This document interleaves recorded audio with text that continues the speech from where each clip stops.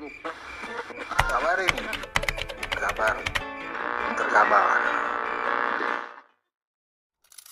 Sejak dulu, misalnya kalau saya katakan, kalau saya bepergian sama Pak Jokowi ke luar negeri, waktunya sholat itu sholat dia. Meskipun sedang rapat resmi. Berkali-kali saya ikut. Sholat. Adalah aneh kalau ada yang mengatakan di Indonesia ini terjadi Islamofobi. Mana ada Islamofobi? Saya ingin tanya, ada Islamofobi enggak? Islamofobi itu artinya negara dan pemerintah tuh takut kepada Islam. Benci kepada Islam.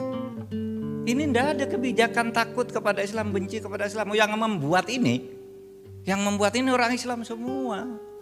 Sehingga saya katakan, cobalah sekarang ini Islam di Indonesia kurang apa? Gitu. Nah, terkadang tuh orang memprovokasi kayak tadi ajaran-ajaran Wahabi, Salafi itu seakan-akan kita ini anti Islam. Mana anti Islam? Semua anti Islam. Sekarang nih mau kampanye semuanya berebutan harus cari calon yang didukung oleh orang Islam. Kalau dia tidak Islam benar, carikan yang NU.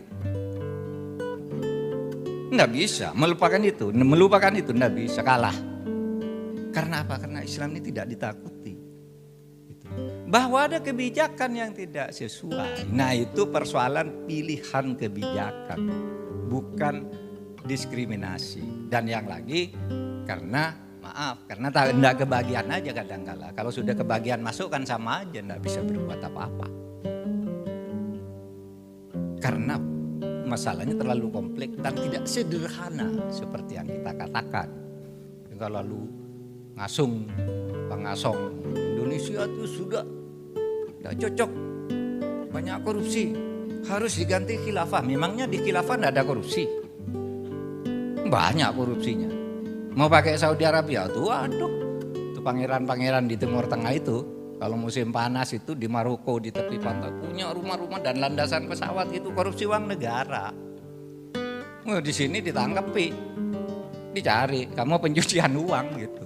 Ya, di dalam kerangka kebangsaan jangan sampai itu kita diandu itu pemerintah anti Islam. Bahwa oligarki mungkin, tapi oligarknya orang Islam juga yang menang di dalam kontestasi politik. Oleh sebab itu kata Gus Dur, bangunlah dulu demokrasinya. Kamu nanti akan berkuasa sendiri. Kalau sudah demokrasinya benar, pasti orang Islam yang masuk di situ. Disitulah baru nilai-nilai Islami itu supaya ditambahkan. Nah, ada yang mengatakan budaya itu haram loh.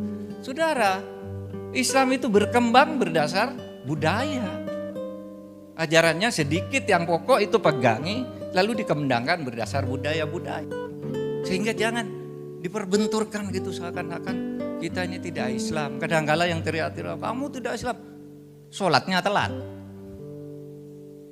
Menuduh-nuduh orang lain tidak sholat, dia sendiri sholatnya telat. Kadang-kala lupa juga. Islam di sini bagus. Nah, tinggal bahwa ada korupsi itu penyakit yang harus kita lawan bersama-sama. Itu bukan ajaran Islam. Jangan katakan, loh di Indonesia banyak korupsi. Sekarang diganti khilafah. Loh di masjid aja ada korupsi. Namanya penyakit orang mencuri kotak amal di masjid banyak. Iya kan? Lalu masa Islamnya mau dibubarkan, masjidnya mau dibubarkan. Kalau di Indonesia ada korupsi, masa Pancasilanya yang harus diganti? Coba di tahun 45. Pejuang-pejuang yang dari umat Islam tidak dapat apa-apa. Kenapa katanya? Tidak sekolah.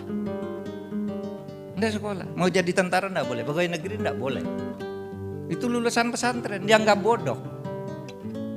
Coba sekarang lulusan pesantren bisa memimpin MPR,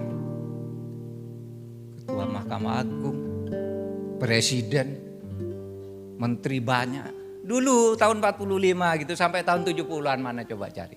Saya tidak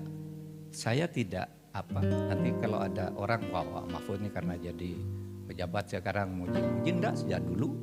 Misalnya kalau saya katakan, kalau saya bepergian sama Pak Jokowi ke luar negeri, waktunya sholat itu sholat dia. Meskipun sedang rapat resmi. Berkali-kali saya ikut sholat. waktu makan dibatasi jam 12 sampai jam 1 misalnya, beliau makannya setengah 1 udah selesai, cari ruangan sendiri sholat. Di istana juga orang sholat, sholawatan dan sebagainya udah banyak.